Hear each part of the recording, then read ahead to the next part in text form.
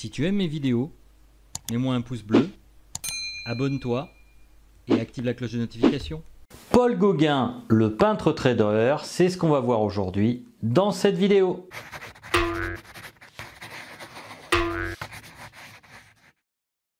Bonjour et bienvenue sur cette chaîne. Alors je me présente, je m'appelle Philippe et je suis un peintre éternel débutant. Et si vous souhaitez avoir d'autres vidéos sur le dessin, la peinture, enfin tout ce qui est art en général, eh bien je vous invite à vous abonner à la chaîne avant de commencer bien évidemment cette petite histoire de Paul Gauguin, le peintre trader. Alors c'est un titre un peu putaclic on va dire, mais vous allez voir qu'il y a une part de réalité dans sa vie et plus particulièrement dans sa biographie. Et d'ailleurs on va commencer par faire un résumé non exhaustif de sa vie pour que vous voyez un peu le personnage et le situer. Et puis après, on parlera d'une de ses rencontres majeures et enfin de ses œuvres les plus importantes. Donc c'est parti, on y va.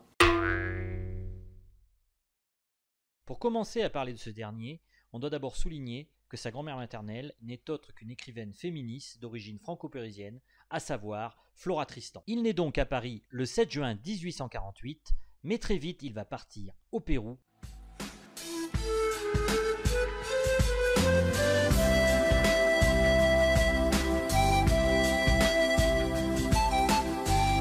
Alors la musique que vous venez d'entendre, c'est une musique péruvienne qui est postérieure en fait à la vie de Gauguin, mais j'avais envie de mettre ça tout simplement pour adoucir un peu la suite de cette histoire parce que notre ami Paul, franchement, il va pas avoir beaucoup de chance.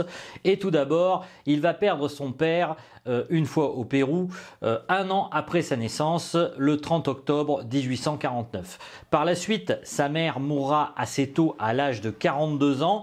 Il vivra une partie de son enfance chez son grand-père au Pérou, mais disons que sa vie le marquera assez au niveau de la mort et en 1865, il décide de rentrer dans la marine.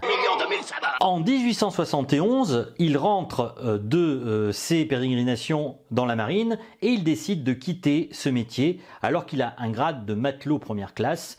Il en a assez et donc décide de rentrer chez lui, dans sa maison de sa mère. Malheureusement, celle-ci est détruite et donc il doit très vite trouver un emploi. Monsieur Arosa, son tuteur légal nommé en 1865, lui permet de trouver un travail de coulissier, c'est-à-dire intermédiaire entre les clients et l'agent de change, donc dans une banque, la banque de Monsieur Bertin. Ah, oui, Jérôme, c'est moi, non, je n'ai pas changé. Par la suite, il fera d'autres métiers bien évidemment, mais c'est cette année-là qui est une année charnière pour lui vu qu'il découvre la peinture grâce à Marguerite Arosa, la fille de Monsieur Arosa, et donc il n'en décollera plus quelque part vu que par la suite il continuera à travailler la peinture tout en ayant parfois d'autres métiers à côté. Donc c'est une période assez charnière dans la vie de Paul Gauguin car c'est aussi le départ de son expérience en peinture et il commence bien évidemment par s'intéresser aux peintres impressionnistes. Alors dans les premiers temps, on pourrait parler effectivement encore de sa vie qui va être très riche et où malheureusement il va perdre notamment une de ses filles, mais j'ai choisi en fait de revenir plus sur l'aspect de sa carrière en peinture et on va évoquer en fait quelques événements importants tout en sachant bien entendu que je ne serai pas exhaustive sur cette partie-là. On va aussi évoquer une rencontre avec un artiste qui va être, on va dire, tumultueuse et qui va énormément, je pense, influencer sa vie par la suite. Alors, il y a une chose qui est sûre, c'est qu'au tout début de ses premières années en peinture, il va s'intéresser plus particulièrement à l'impressionnisme et il va se faire former pour l'occasion par un peintre qui s'appelle Pissarro, donc c'est pas n'importe qui, et il va apprendre les bases grâce à ce dernier. Par là même, il va devenir collectionneur et va continuer bien entendu son activité dans le domaine de la bourse en parallèle. 1882 est une année marquante vu qu'il subit le krach boursier de plein fouet et il décide de se consacrer uniquement à la peinture. En 1888, notre ami Paul Gauguin se rend à Pont-Aven et va faire la connaissance de nombreux peintres. Notamment, il connaîtra Georges Seurat avec qui il refusera d'exposer. Allez savoir pourquoi, c'est peut-être une question de caractère.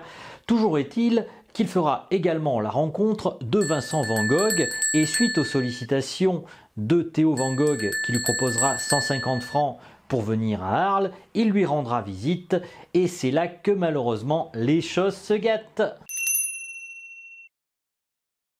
En effet, les deux hommes des premiers temps s'entendent plutôt bien.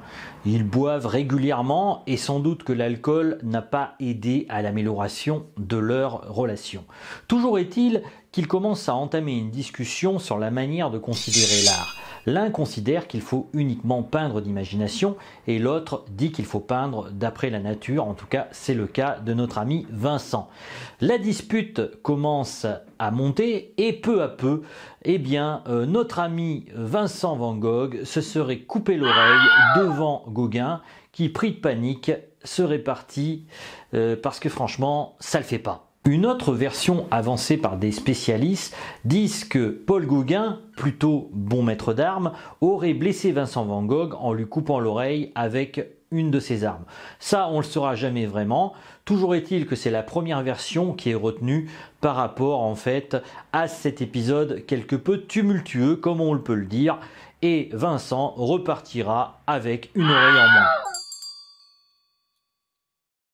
Et la suite, il ne reverra jamais Vincent Van Gogh, surtout suite à une dispute pareille. Il continuera ses voyages. On peut souligner aussi qu'il a été à Copenhague, qui est une ville qu'il détestait particulièrement, sans doute parce que lui rappelait de mauvais souvenirs.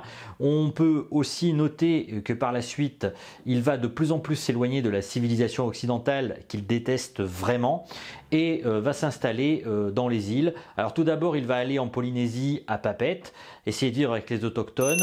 Il peindra ses plus beaux tableaux, enfin ce que je considère comme être ses plus beaux tableaux, et on le retrouvera à la fin de sa vie aux Marquises, où il finira son existence auprès de jeunes vaïnés, si l'on peut le dire, vu que Paul Gauguin aimait particulièrement les jeunes filles. Bon, ça on va pas polémiquer là-dessus, c'est une partie de son histoire. Ce qu'il faut juger avant tout, c'est son rôle de peintre, et dans ses œuvres majeures, moi je retiendrai tout d'abord une peinture qui s'appelle La femme et l'éventail, que je trouve très jolie, et puis aussi une peinture avec deux vaïnés où l'on voit avec une coupe de fruits, alors vous allez voir le nom apparaître ici. On peut aussi noter une de ces peintures quelque part que je trouve qui est une peinture testament, qui s'appelle Où allons-nous, qui pose la question de l'homme et de la place de l'homme dans l'univers, et donc je trouve ça aussi intéressant. Pour aujourd'hui, je vais vous laisser. Comme toujours, si vous le souhaitez, bien évidemment, vous pouvez télécharger le guide gratuit du peintre débutant. Et puis, quant à moi, je vous dis à ciao pour une autre vidéo. Ciao!